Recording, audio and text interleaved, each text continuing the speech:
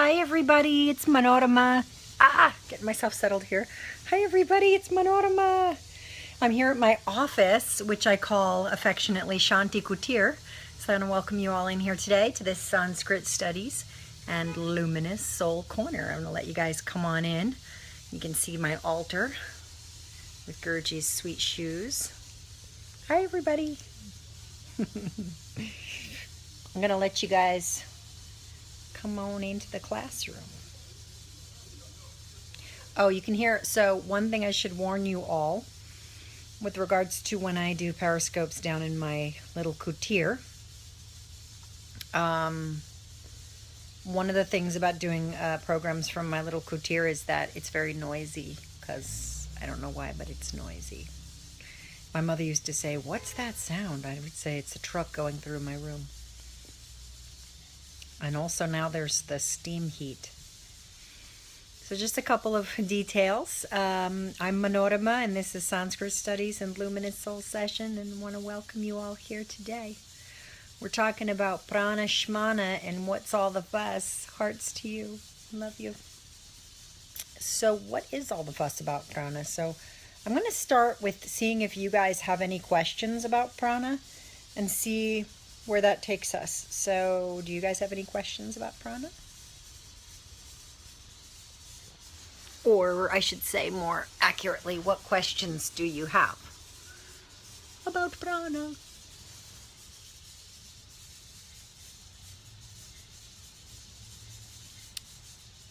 What's the difference between Prāṇa and Shakti? I don't know who this is. What is your name? Somebody just asked this yesterday in the workshop. Sitaram Das. Welcome. So, the difference between Prāṇa and Shakti.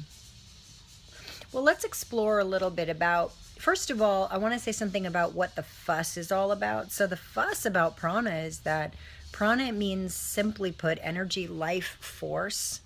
And it means breath and soul. Now, if you think of any of those aspects and you being without them, you'd be pretty bereft, right? So without breath, that's a bummer. Without your soul, impossible, right? Without life force, not so much.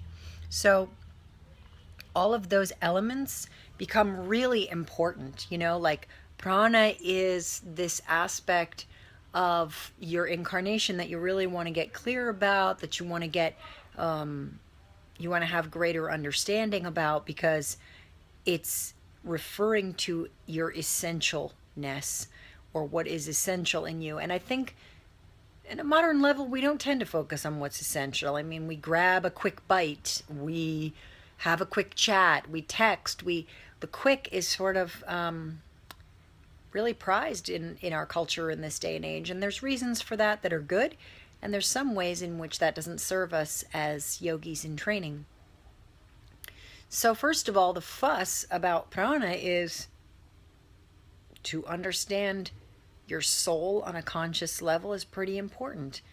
To understand your breath on a conscious level is pretty important. To be able to connect with and understand your life force is going to impact your entire life, and is also very important. So that's what the fuss is all about. It's about it's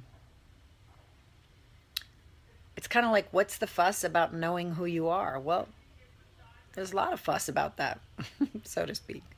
But Prāṇa Shmana, right? I like to tease. So that's my little way of teasing and saying, Prāṇa Shmana, what's it all about? And then, Anne, you said, what did you say?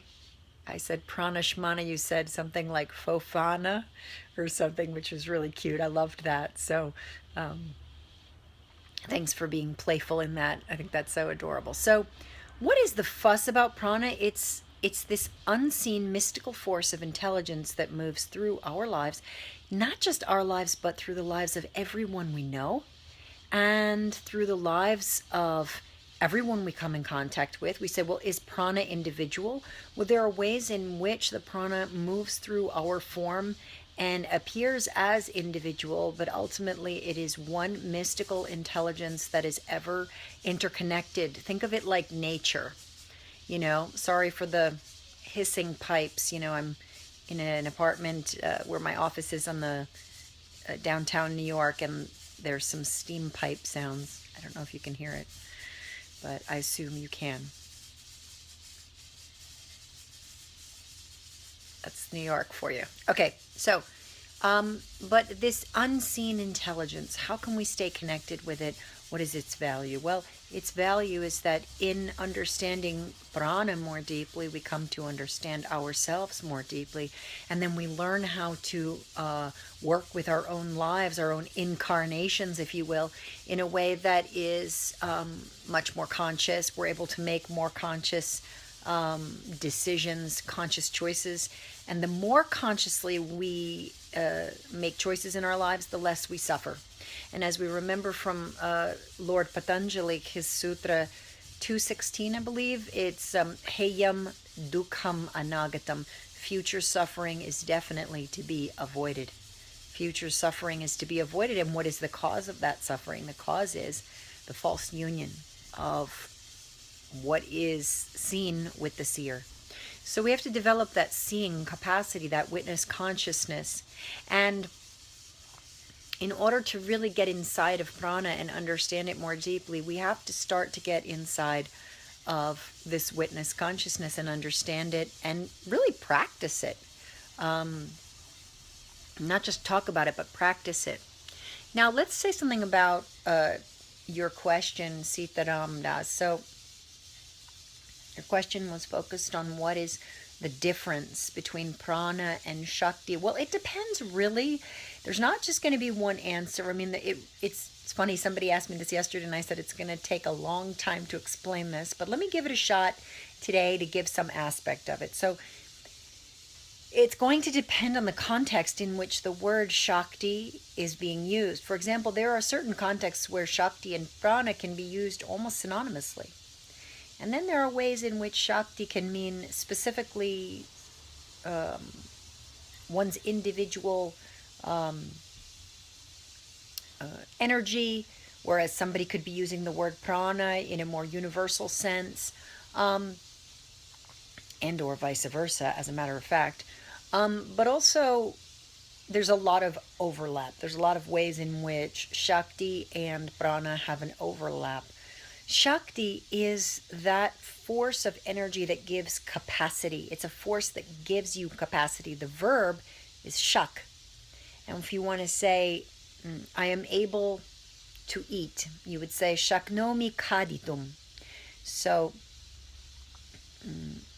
I want to go. Shaknomi gantum. Right? So you would bring these different infinitives in connection with the verb to be able. So Shakti is this force that gives capacity. And she is symbolic of the goddess, right? But if we're talking about her in a universal context, she's universal energy. But if we talk about Shakti in the context of it giving us capacity, Shakti is this force which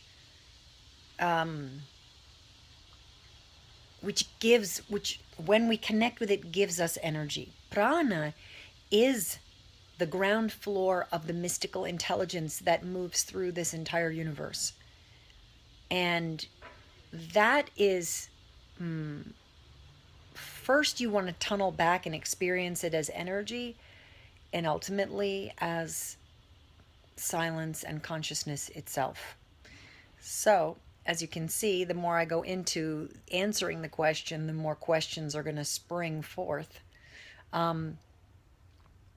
But again, just start to notice the ways in which people who are knowledgeable are describing Shakti and kind of write them down, and then notice the contexts in which those are taught.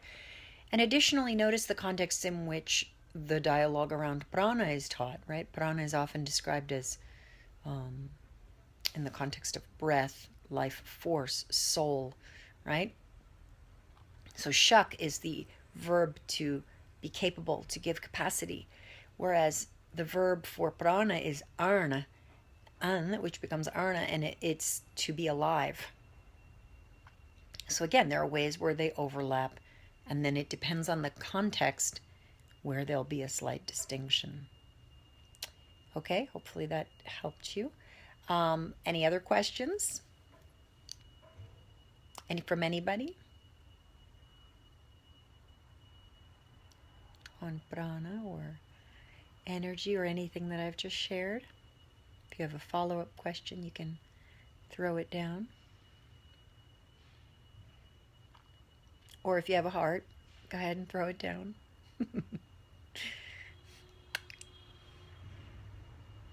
I'm so happy right now. We just finished our 2016 urban retreat in New York City, and I'm just feeling so much joy. I mean, it was like being in a room with loads of people that you love is a tremendous feeling for 3 days straight. So it was just so much joy and really just loads of fun and lots of laughter and meaningful conversation and good food. And so I'm having this joyful vibe. Any questions?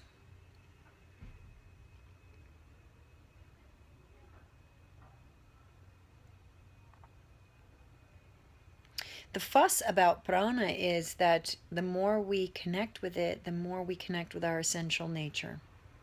The more you connect with your essential nature, the more you're starting to understand it. It's like I understood my mother so well. Why? Because I spent a lot of time with her.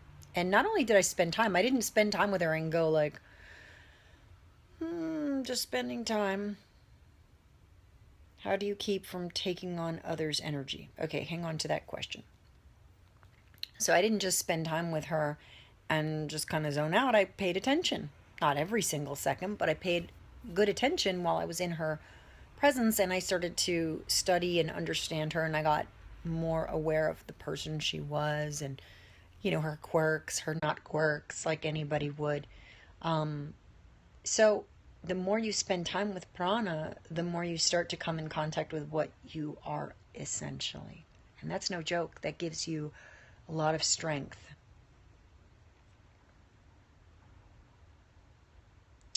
Seeing some questions come in. So hang on to your questions, Sitaram does, and maybe resend it in a moment because I need to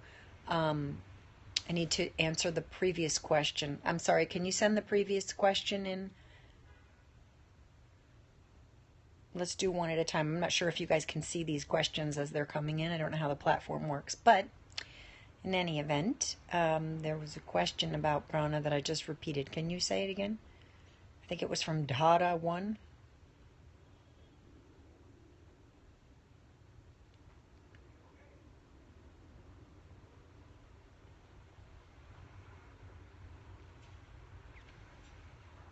Was there a question that you had, Dhara 1? It was a good question, and now I don't remember, and I can't rewind the video.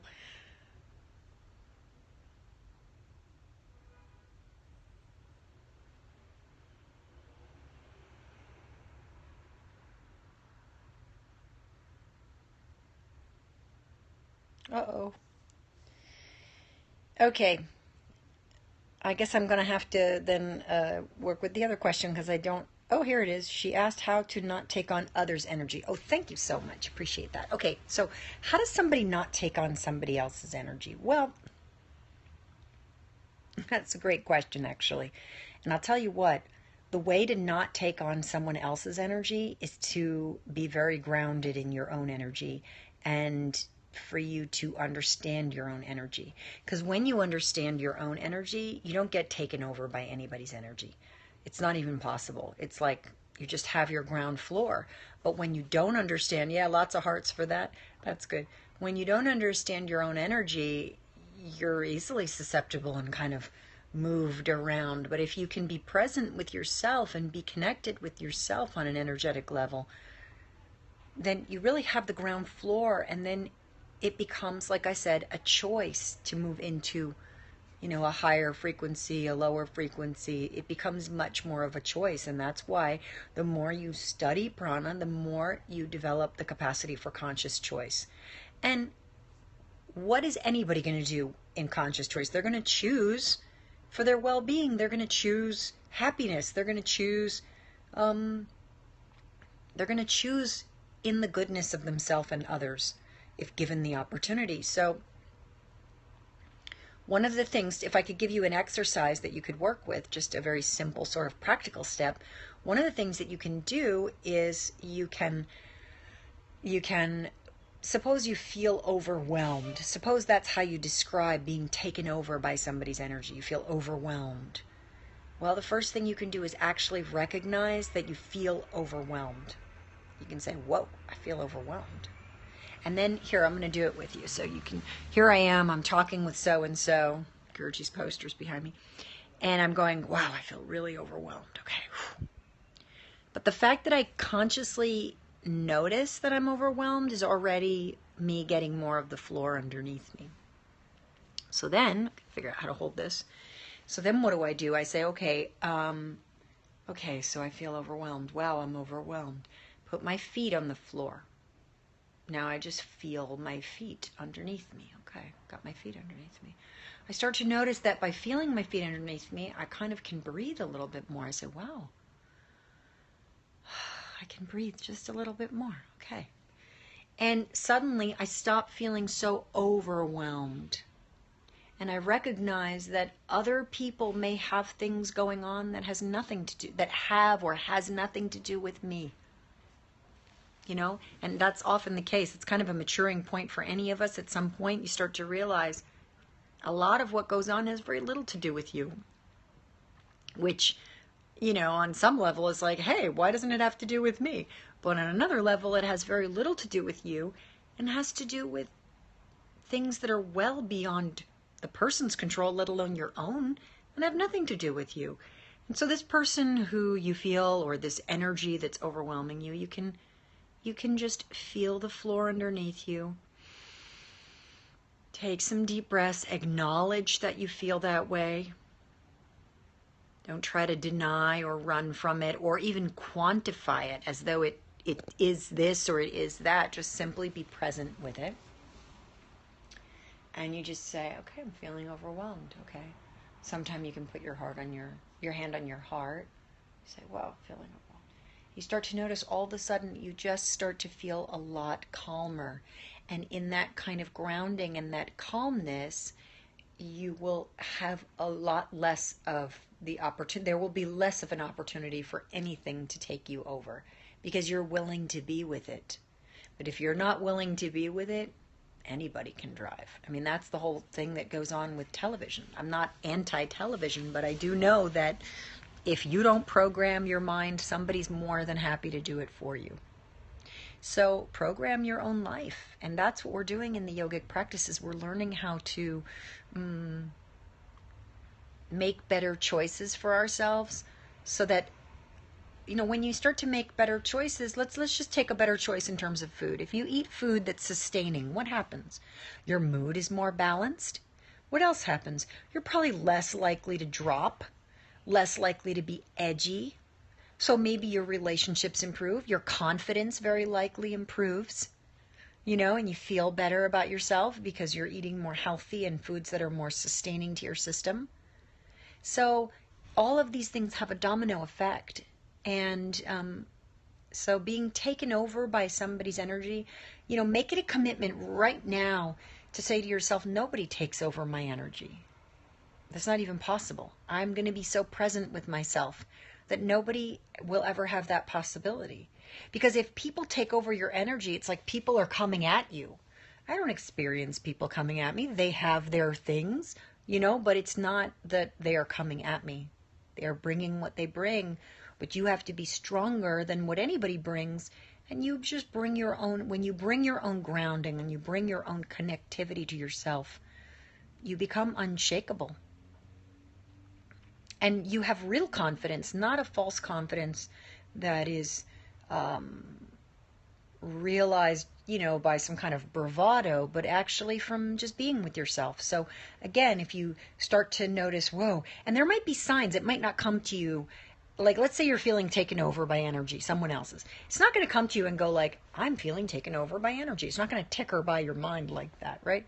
It might just come to you as a kind of anxiety. It might show up as a kind of, like a kind of strangeness in your breathing. it might show up as a kind of sweatiness in your palms or an uneasiness. So you have to watch for these other signs and get really like curious. This becomes your lab for your further development and growth.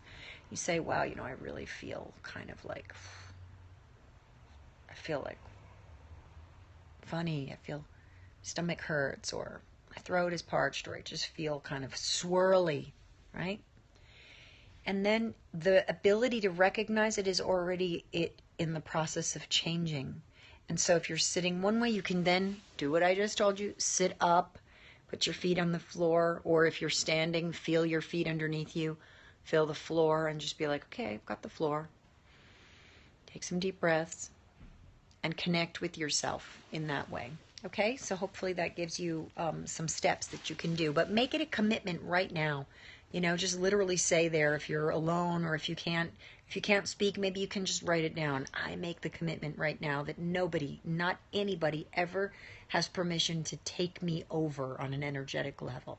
And that's, you know, that may have been something that happened early on in the life, but you're going to teach yourself as you walk through the process how not to allow that. The only way that can happen is when we leave ourselves.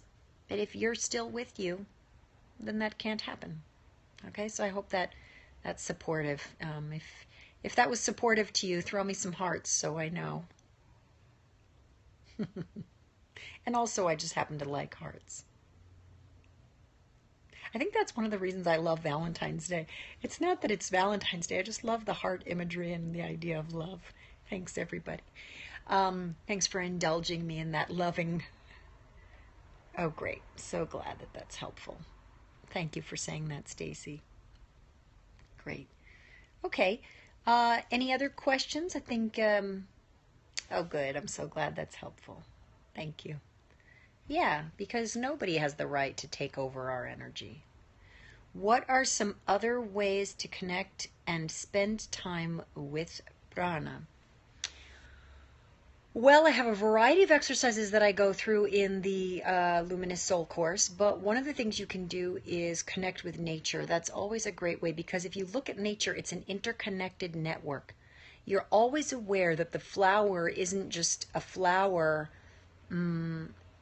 You know, it's kind of interesting. There's something about the study of Prāṇa that reminds me of the study of tradition. It's an interconnected web.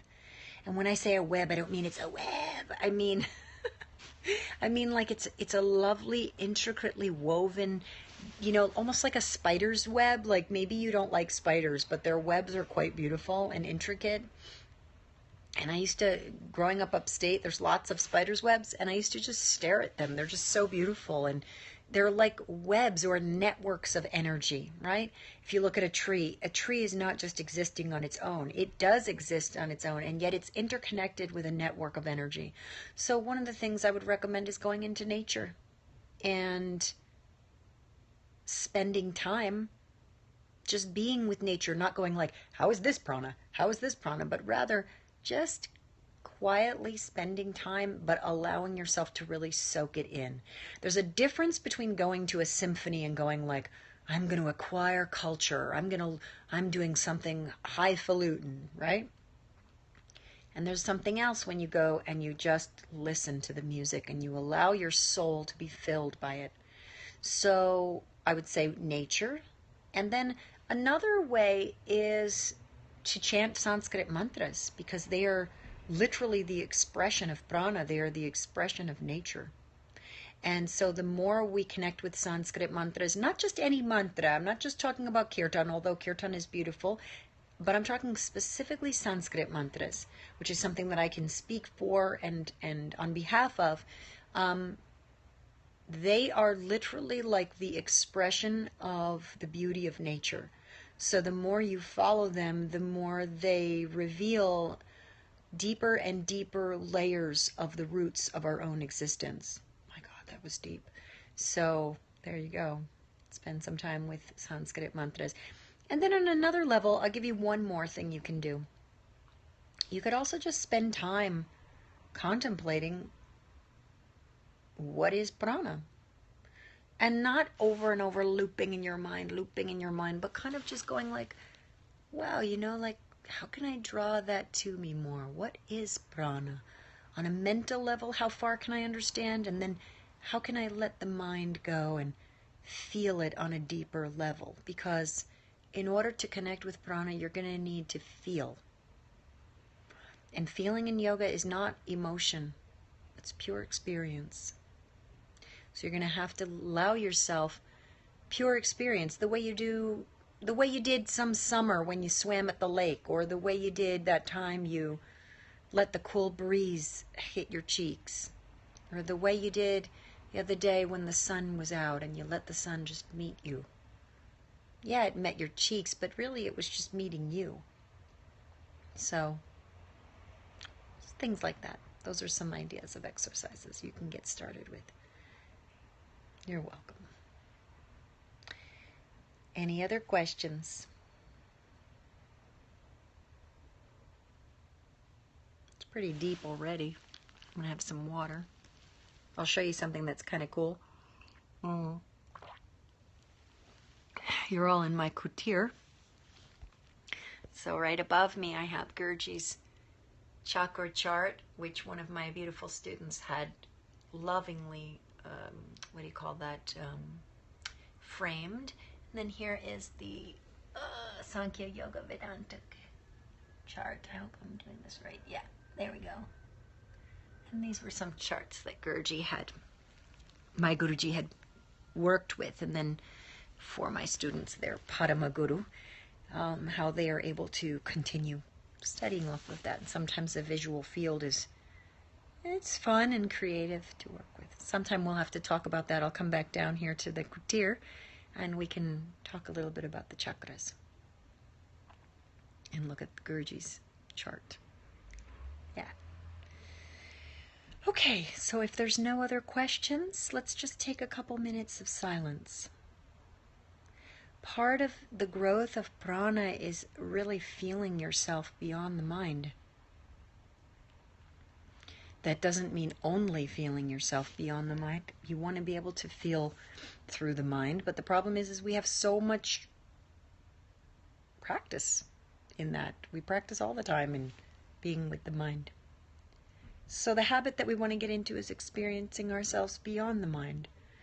Not because we want to become lobotomized and sort of like, there's no mind, but because we want to have contact with what is so rich and what underlies the movement of the mind.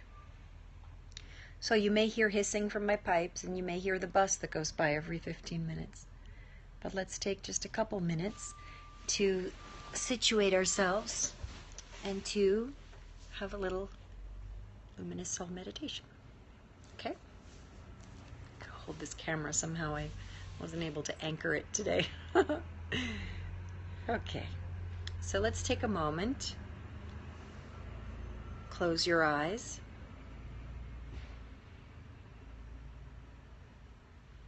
And just feel yourself in the space where you find yourself. And notice any tension in your body. So start by scanning the body. And if you sense any tension, I want you to start to literally bring your awareness there and relax it. So I think in order to do that, I also want to create a way for, let's see if I can maneuver this. There, that's better for me. Okay, so I noticed a tension in my body, and rather than continue that, I just, through the meditation, I sensed it, and then I can just maneuver it a little bit to allow it to be less tense in my shoulder, right? So I can allow that to drop. So scan your entire body and just sense your body.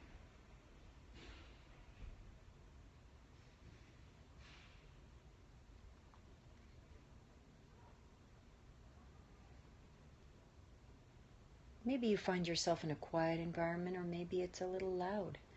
Either way, you can't miss the sound of nadam. Nadam is the inner sound vibration.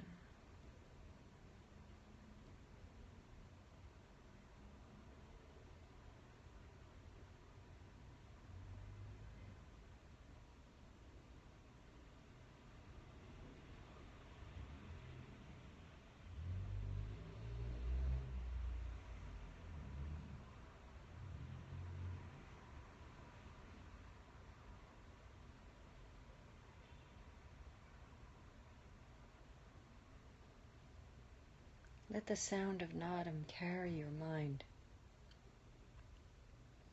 towards the ocean of stillness and tranquility, the space that exists beyond the mind, upon which the mind is projected. Feel that space that you are.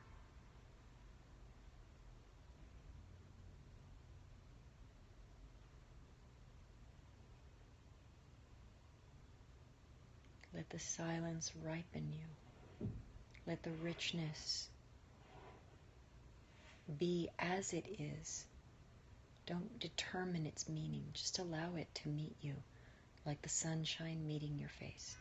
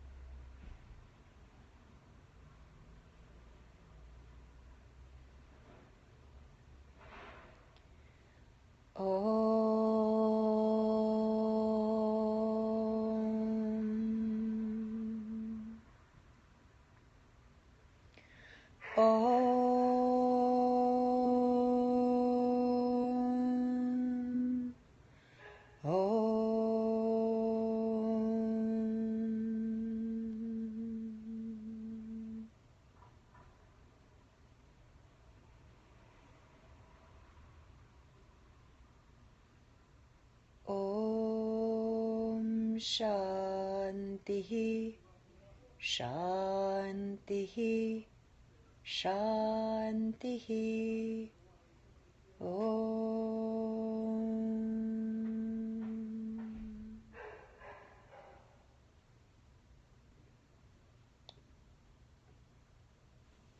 Place your right palm on your heart and bow your head. We say Namo Namah. Namo Namaha, reverence. Namo Namaha, everybody. So, that's a little bit of what the fuss is about. Prāṇa Shmana. Fofana. If you're interested to go more deeply into the topic with me, please join me. Starting tomorrow, we have a 4-week module on Prāṇa, and you're most welcome, and how to awaken that force within you and to awaken to it. And that begins tomorrow, March 15th, from 6 to 8 p.m. And if you want to find out more details on how to register and all that jazz, you can go to sanskritstudies.org and check that out. Or if you're on my Facebook page, which is Manorama, spelled Manorama, but pronounced Manorama, not the Manorama Dalvia page, but Manorama, then there's information for you on there if you'd like to go there as well. So you can find either avenue. And I think that's it for now. It's been a pleasure being here with all of you, especially at my kutir, my little urban peace hut. I love my little office here. And it's special to be here with all of you. I have my harmonium here and all of many, many special sacred items. I think that's it for now, everybody. I've had a beautiful time being with you. Thank you so much for joining me. Remember, you are beautiful, you are powerful, you are free. You are all a luminous soul. Mwah. Love you all. Be blessed, okay? Have a beautiful rest of your day. I look forward to seeing some of you I know are already in the class, and I look forward to seeing you again soon. Be blessed, everybody. Lots of love. Mwah. Have a happy, happy Monday. Bye.